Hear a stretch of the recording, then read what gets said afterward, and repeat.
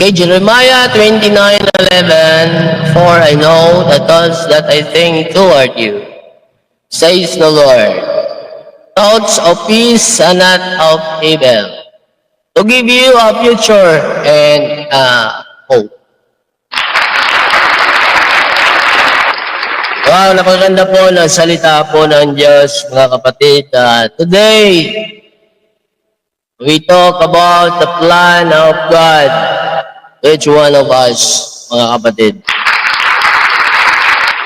Alam niyo ba, mga kapatid, na simula pa noong una hanggang ngayon, ang Diyos po ay mayroon po siyang great plan to each one of us, mga kapatid. At ito po ang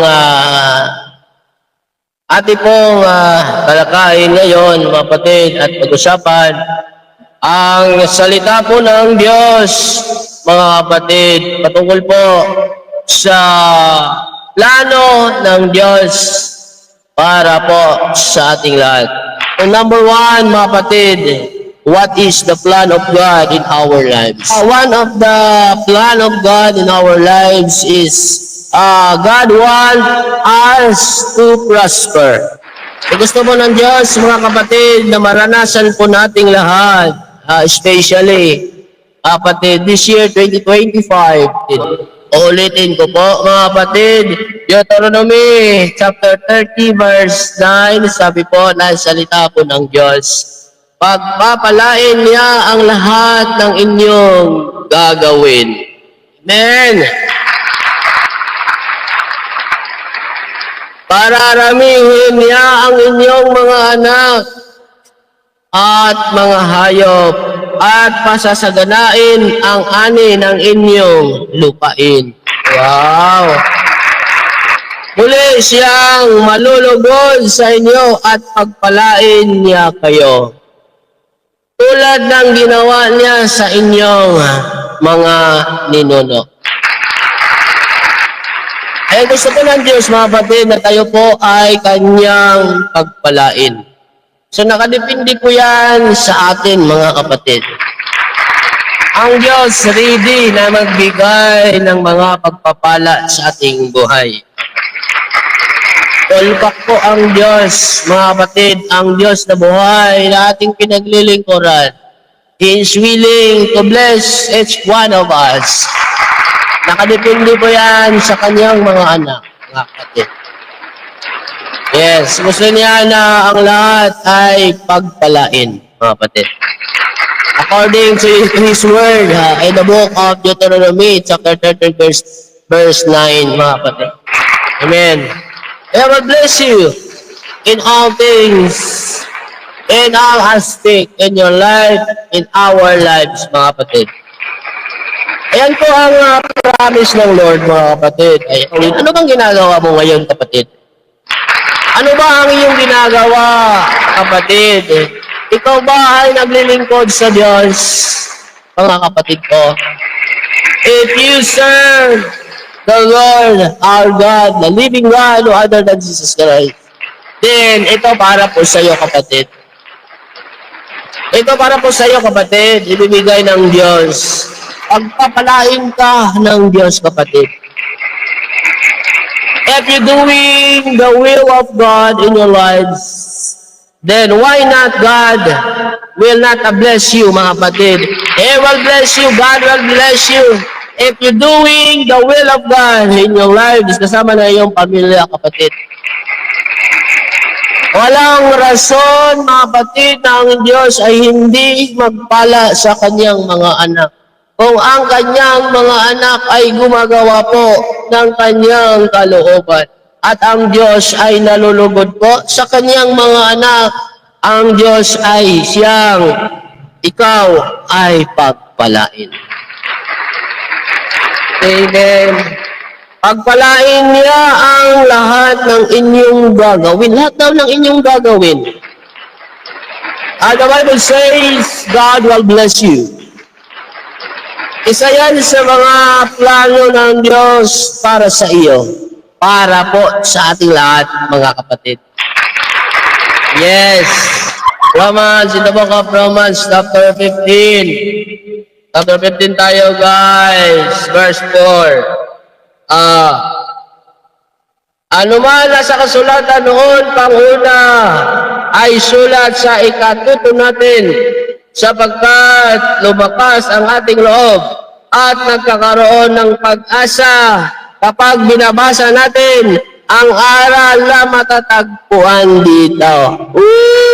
Inigan po ba natin ito, mga kapatid? Meron daw po tayong pag-asa. Pag-asa.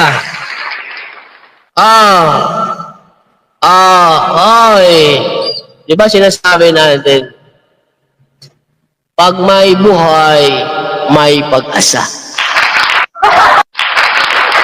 Diba? Madalas natin yang naririnig, mga kapatid. Para ta makabaton og paglaom, mga kasulan. Mga igala, mga kaibigan.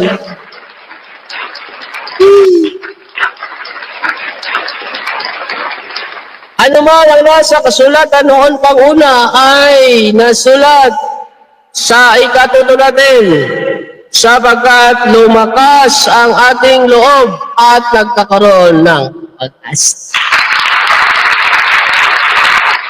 Lumakas ang ating loob at nagkakaroon ng pag-asa. Anindota ba? Kaya mga kapatid, do not be discouraged in serving God. Patuloy sa paglilingkod sa Diyos. Don't give up. Continue to serve God. Don't give up to serve God. Ayaw pagluya-luya kay kung magluya-luya ka, malakansi ka. Kaigsunan. Lalakas daw ang ating loob at magkakaroon tayo ng pag-asa. Sabihin mo sa sarili mo, kung nawala na ang lakas na iyong loob, at kung nawalan ka na ng pag-asa, kaibigan, lapit kay Jesus. Bibigyan ka ng lakas ng loob at bibigyan ka ng panibagong pag-asa. May dugtong dito may dugtong Basahin ko yung dugtong makinig kayo. May dugtong dito na tinuturo ni Apostol Paul. Sabi dito po, kapag binabasa natin ang aral na matatagpuan dito, how about kung hindi ka nagbabasa ng Biblia? Kung hindi ka nagbabasa ng Biblia,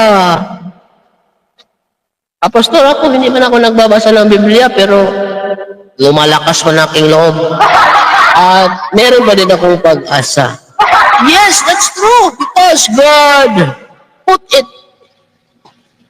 there, here in your heart, kapatid.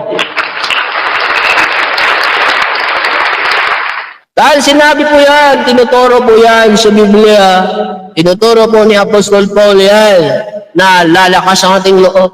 How much more kung tayo'y magbabasa ng salita ng Diyos? Amen. Ay siguradong lalakas sa ating loob at magkakaroon tayo ng pag-asa sa buhay. Hindi lamang in this world, but someday, mga kaibigan, mga kapatid, doon sa langit, mga kapatid, dadalhin natin itong promises ni Lord sa ating buhay, kapatid ko. Amen. Lastly, punta tayo sa pangalawa. Sa unsang paagi, aron madawat nato ang plano sa Diyos sa atong kinabuhi. Number 2, in what ways? In order to us to receive the blessing and we know the plan of God. In what ways? Psalm 37 verse 4. Sa Diyos mo hanapin ang kaligayahan at ang pangarap mo'y makakamtan. Kadindot. Anong sabi? Sa Diyos mo hanapin ang iyong kaligayahan at ang iyong pangarap ay iyong makakamtan.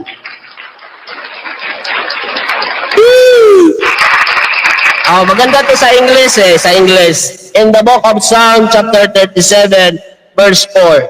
Desire yourself into the Lord, and He will give the desire of your heart. Wow! Memorize pala natin sa English. Napakaganda sa English Ano sabi? Desire yourself into the Lord, and He will give the desire of your heart. Kanino ka ba ginaan, diba? Sadness, Ginoo, mga isa. Sadness, Ginoo. Kita mapakyas ng kita mo sunod sa mga plano sa Ginoo. Sa imong kinabuhi, sa akong kinabuhi, mga kaisa.